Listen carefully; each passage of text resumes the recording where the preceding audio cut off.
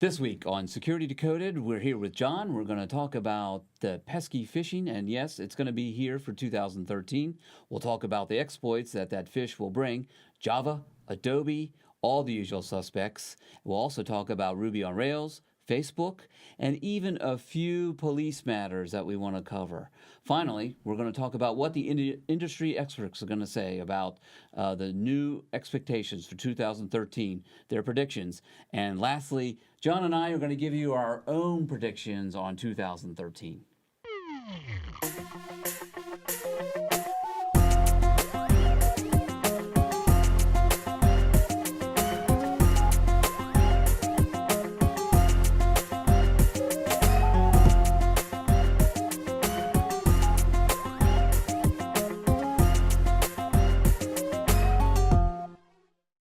Welcome to Tech Zen. John, how was your holiday? It was actually pretty good, Dennis. Thank you very much. Did you get lots of gifts?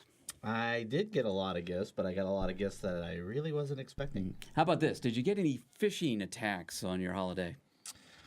I got a few phishing attacks, and I got a few phishing presents, and I got a few spam presents, and I got a few spam attacks, and Well, I think you're going to get a few more because this is the first week back, the first normal week that we've had from the holidays, and we've had quite a few news items. So let's go through them. And the first thing is the phishing attack. So Trend Micro is reporting that a black hole spam is going to return from the holiday break. In fact, they're saying that they took a little break, all the spammers took a little break from the 30th to the 7th, and this is the week that we've seen a lot of them, beginning with the black hole. What do you think about the black hole? So we can confirm that information where we did see this on the wild. We saw a large increase with the holiday season being right around the time of Thanksgiving. The increase did start. We did see it start to ramp up as we got closer to Christmas. We did see the volume increase, and then we reached a drop point where it got very quiet. We just assumed that they were done distributing their exploit. They were wrapping up their campaign with the holiday season, and then we did see a resurgence. And with the resurgence, it wasn't a ramp up on the volume. It just came immediately back, and it was high, and it is pretty steady. So you're saying for the year 2013, we're not going to see an end to phishing? Is that what you're saying? More of them? What we're seeing is an extended period. So typically with the holidays wrapping down, we see the campaigns start to slow down. But what we are seeing is an extended period of a phishing, an extended period of spam. The contribution of this is probably because they are still testing new exploits for 2013. They are vetting out their codes. They are also seeing what has good potential for 2013 to have the best chance for success, not only on distribution, but also getting people to successfully click, install. Now, distribution, we know that we all get spam. Our emails are full of spam. But who is actually clicking on these, and how many people are clicking on them? So there's a lot of statistics and studying done into this. What they're targeting is they're targeting the mass.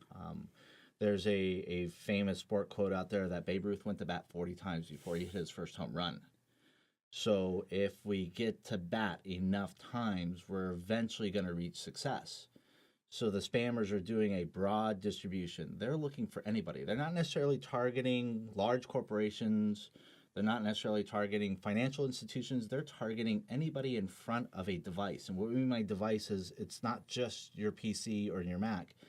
It's your phone. Your phone is a small handheld computer. It's your tablets. So the broader distribution I get, the better chance I have of success. Then you continue to attack to model it. Well, am I more successful on the professional industry? Am I more successful from the home user? Am I more successful for the mobile campaign? So then it's the demographics. So we know that we're going to get phishing attacks, and there are several news items that we have this week that are going to be the payload.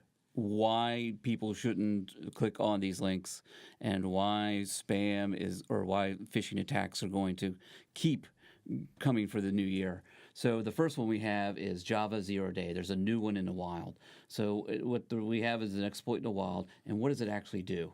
The The Java exploit is another Java exploit. Until Java has been removed from a lot of our legacy applications, Java is very well embedded in computing right now. Therefore, it's easily exploitable. What it does is it's a low-level attack. It doesn't need anybody with administrative privileges for it to actually get into your device and become effective. So corporations that institute security policies where users have no privilege, this Java exploit can still manipulate your device. So it's a low-level attack, and it utilizes areas that users have everyday access to regardless of whether or not they're in there as an administrator or IT professional, or whether they're your regular end users, home users that are just checking email. So it's effective because it is a low-level attack. Once it does get into your device, it is basically a present, a Christmas present. So the package is normal. Your computer, everybody thinks it is normal. Once it gets to its destination and it unpacks itself, it can contain several different new variants of malware to either steal data or to eventually use your computer in a botnet attack. So that's the payload.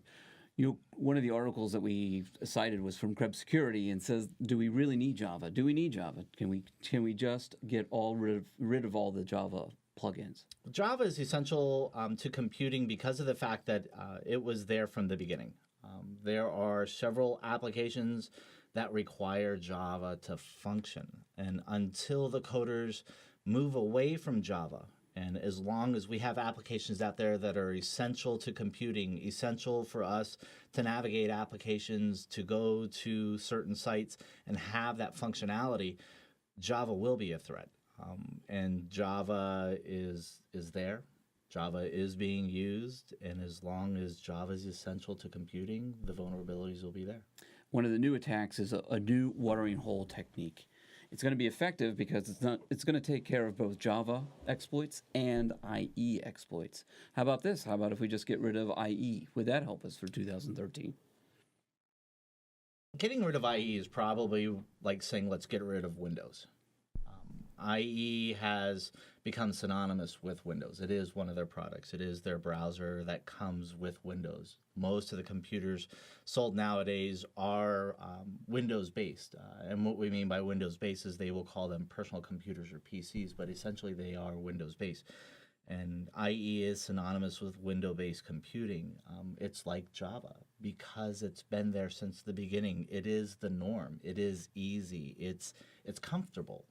It's that worn-in pair of shoes that you just don't want to get rid of.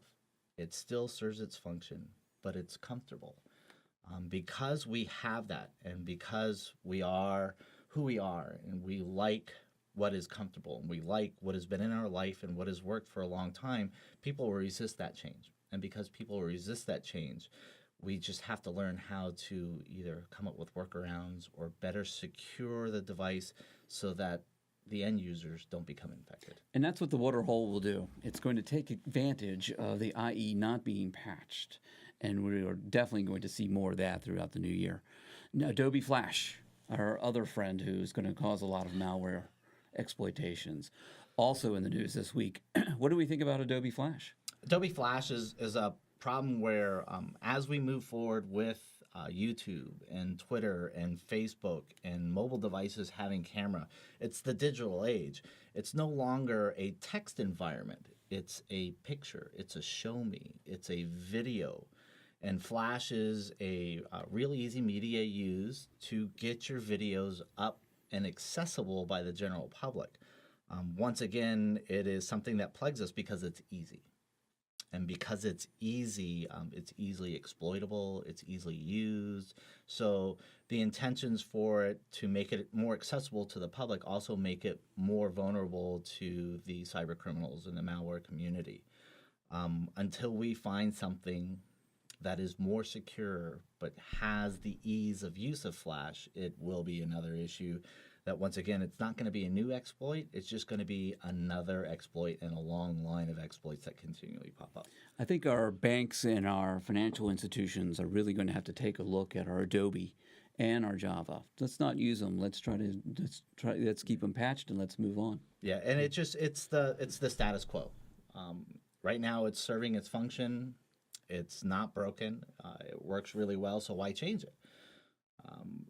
We have to get more security conscious. We need to move forward with security in mind. When these were developed, the malware presence and the cyber criminals did not have a strong presence. They were very few of them launching very small attacks. As we move forward and we see more attacks, everybody has to have security in the back of their heads while they develop these new products. Now, we've talked about the usual suspects. We've talked about Adobe, we talked about Flash, we talked about phishing. These are not new attacks. There was something in the news this week. It's Ruby on Rails. It has a bug in it, and it's going to affect 200,000 sites. Ruby Rails is really in the corporate world and really embedded. What's the risk here of these new attacks coming from on Ruby? Well, Ruby was so broadly accepted because it was a very good product, and it did have some features in it that made people feel comfortable. And what had happened was it was exploited, and it was exploited at a point where Ruby on Rails is increasing in popularity. It's still being deployed. It's still being used. People still really like it. So as it increased in popularity, and we have this exploit, and the exploit now is starting to make people question this. So we have a broad distribution. We have a new product that's very accepted within the industry and that is widely used within the industry, that now all of a sudden we have a problem. And there is not enough information out there for people to make a solid decision of, do we continue along this path or do we need to actually change paths? So the fact that it was questioned is probably the biggest issue we have with that, is the fact that somebody was able to go in and compromise this enough to make everybody question this. And I think that's more so, it's the unknown, it's the questions. So now we have new questions introduced into a new product that will cause hesitation.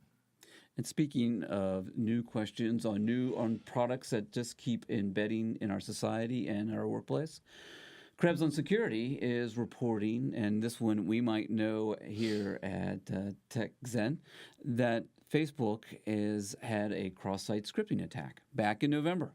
So we think November, we're done. Facebook has cleaned it up.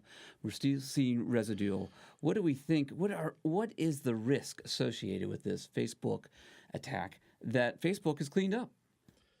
Well, we live in a Facebook world now. Everybody loves to talk about where they're at, what they're doing. It has integrated itself now as normal communications. And because of that, and because of the popularity with it, it presents an issue where it's almost an attack inside your home.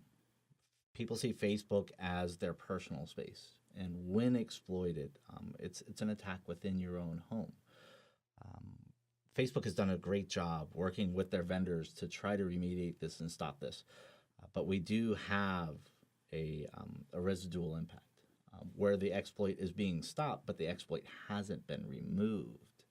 So users are still vulnerable to the exploit, but Facebook has done a very good job at killing the end result, and we've actually run into this recently.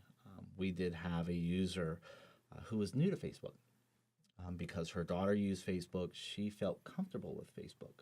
It was her personal use. It was her way of sharing her opinions and her pictures. But she still wasn't comfortable with Facebook. And then when she ran across the exploit, she didn't know she was actually being attacked. So the user knew something was not right, still a new user, but didn't really know what was going on. No, and it delayed her response. And that was probably the most troubling thing, is that she didn't realize she was being attacked, so she didn't report it to anybody. So she just thought, well, this comes with Facebook. So she continued. It's normal to get redirected, is that right? You threw me on that one.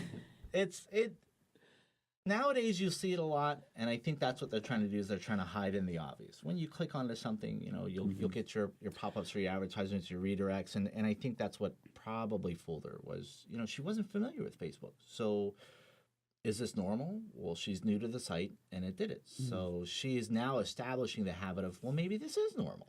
And probably the attackers use this time period. They know that December, everybody wants to send well wishes, New Year's greetings. So you have the cross-site scripting attack in November, and that way you catch all the holidays. It is, and people tend to let their guards down. It is the season of giving. It is the season to let bygones be bygones, to forgive, forget, to start new relationships, to repair broken relationships. So people tend to be a little more open during that time. And there are just as many people waiting out there to take advantage of it. Let's talk more about Android. Android. You saw all the commercials this past season. Android's going to be big, and what we're worried about for Trend Micro has a new blog saying there's a lot of risk. There's a lot of risk in the apps. So many that 5% of the apps could be compromised, and this is not a insignificant risk. No, it's not. And the hard thing is when you say 5%, and everybody will associate the number 5%. Well, that's a relatively small number. Why do I need to be worried about it? Is expand the 5%. So 5% of 20 is 4. But what's 5% of 200,000? So that number is much more significant. Because Android is becoming more popular and Android is an open source application, there are several people that write to it.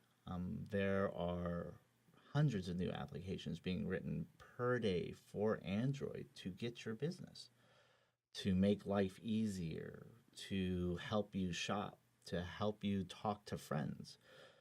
This is a runaway train, and it is just picking up momentum. And as it picks up momentum, it will pick up the bad with the good.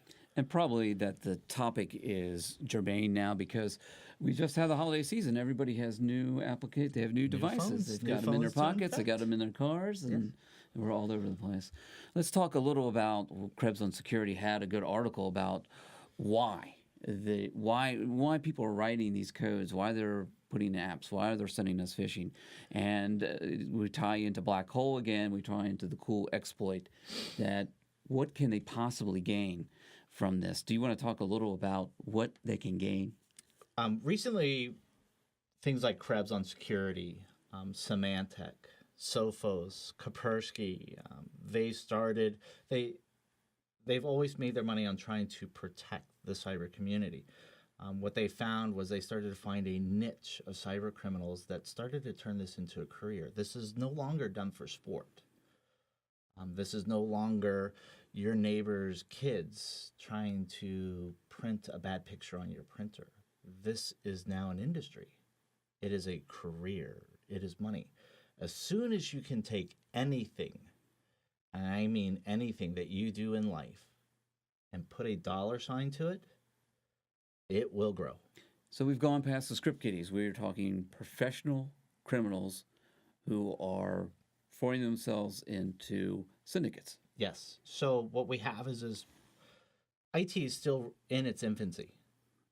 IT is just now developing itself in the advanced institutions like colleges where there's degrees. 15, 20 years ago, there was no IT degree. Now there are several degrees, so it's still in its infancies. And people are developing with IT, finding out any way to make money, whether legitimate or illegitimate. It is a profitable community, and what they're finding that is it is easier to make the money writing malware, finding exploits, selling them to the cyber community that's out there to steal data, that's out there to steal your credit cards, that's out there to, infiltrate a company. And it is a growing community, and it's very lucrative. Krebs Security did also cite some of the figures of what it costs for a fledgling malware criminal group to get together. They're bundling packages together, making it easier. And so for $10,000 a month, you can have the whole package. You can have the cool exploit kit. You can have your army of botnets ready to attack at any moment. Yes, and if you take what we talked about earlier in the broad distribution of phishing over the holidays, where we saw a very large volume, and I take a new piece of malware that I just bought for say $700, and I can get that distributed to 500,000 people. Even if I get less than 5% of the 500,000 to click on it, that's still a very large number. Yeah. At $2 to $3 a head, you can see where this starts to snowball.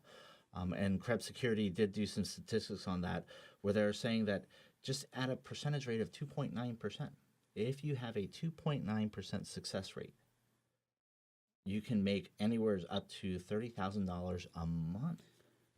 So the lesson here is not to be the 2.9% and not to get compromised in that other category. We try, and we try our best. The best thing that we can do, that other security firms do, is distribution of information, just awareness. Let people know. Well, Krebs also had some good news that we had some hackers that are actually that were arrested this week. Zeus, our friend Zeus, is finally the bot master. So hopefully we'll see a reduction in Zeus attacks. And for people that don't know, that Zeus was really related to an attack on the financial industry. So that was a big moneymaker. And to catch him, like you said, hopefully that will be enough to at least slow it down, put a speed bump in the road for them. So also in the news, for Symantec also cited that the Tokyo police brought down a gang of Android malware application developers who were responsible for those Android apps.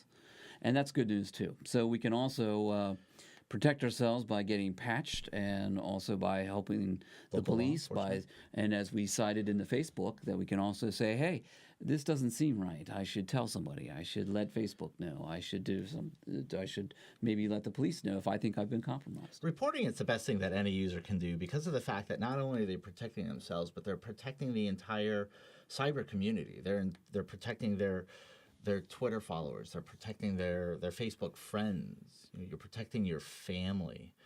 And, a couple of lines that we need to draw on this is that local law enforcement, they actually have teams to pursue these attacks, because of the fact that this can create a monetary impact. This will hurt you in your wallet. Yeah, they're criminals. Yes, and let's hope we can report on more throughout the new year of the police taking down these big gangs and Android developers who are making these malware hop on your phones. We've talked about how we have the Christmas season, we have the holiday season. That's the season for giving. What's January is the prediction season. So we have quite a few articles here. Trend Micro came up with their predictions, and they had some interesting things to say about the exploit kits that we talked about. Zeus, SpyEye, Black Hole. So they had some interesting conversations about what's going to happen in 2013. And companies like Trend are it benefits them if they can actually try to predict this. So what we do is they watch what's happened in the past. They watch how things develop. So SpyEye, what people don't know, is a natural progression of Zeus. So as SpyEye starts to develop its own niche, and they can model this and they can try to predict it, then what they do is they reduce the gap. Because right now the gap between the progression of malware versus the protection from malware is huge. We're not even running a close second place. And these predictions will help close that gap. And to hit it on the head means that you've made significant progress on closing that gap. And so this is actually important not only for the company, but for the community as a whole. And we have another one for Trend Micro. Their CTO, Raymond Jeans, predicts that we'll have increased sophistication.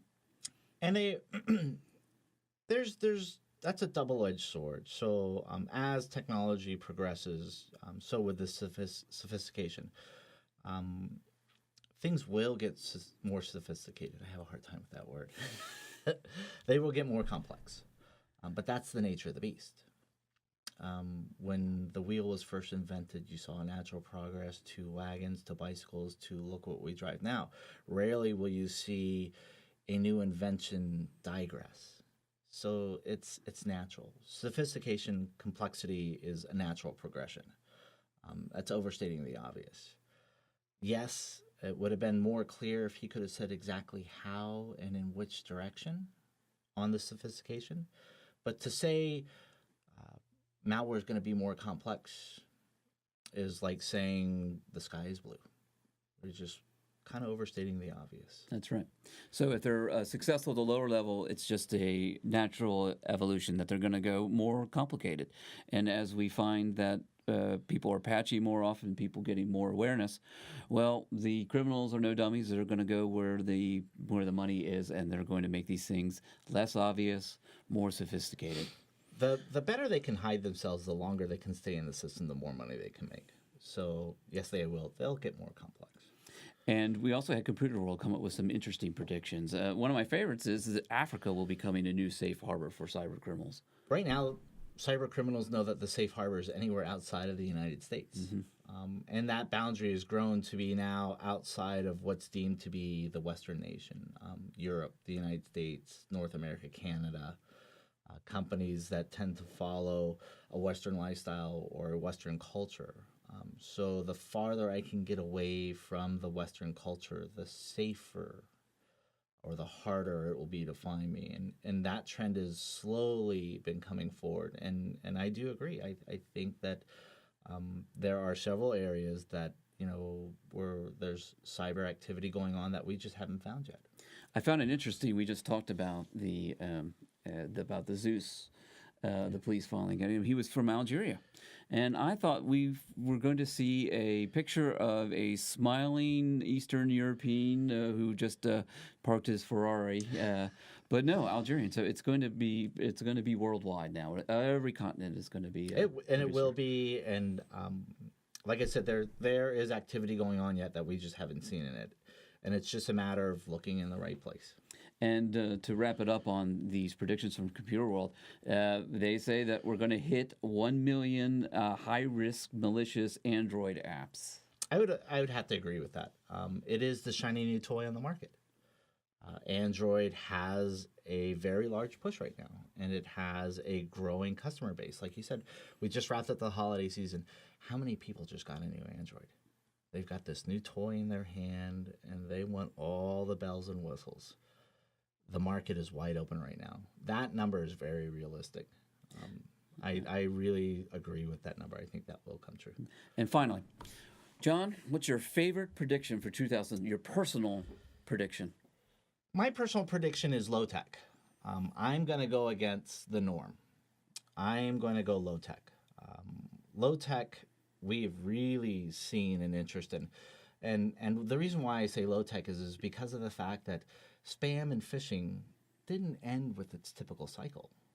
The volume is still high. We're well beyond the holiday season. We're well into the new year, but we haven't seen the typical decline with it.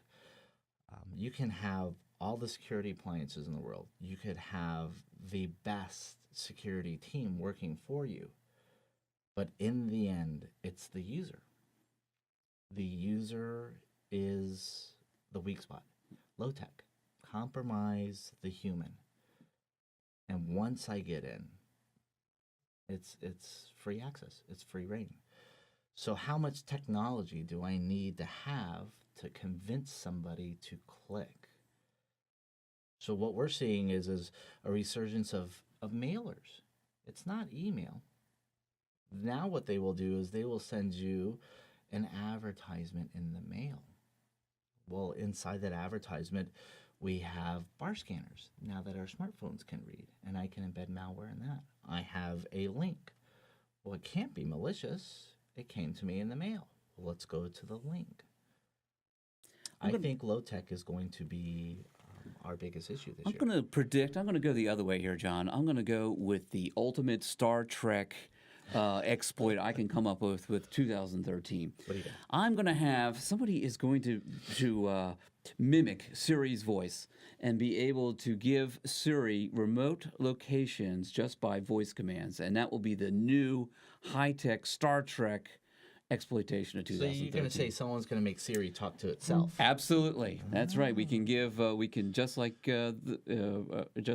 Hal. It's going to give them voice commands, and we're going to be able to take over computers and laptops just by, hey, give me that account number. We'll see. We'll see. Well, great. So Tech Zen, those are our predictions for the year, and then just to wrap it up.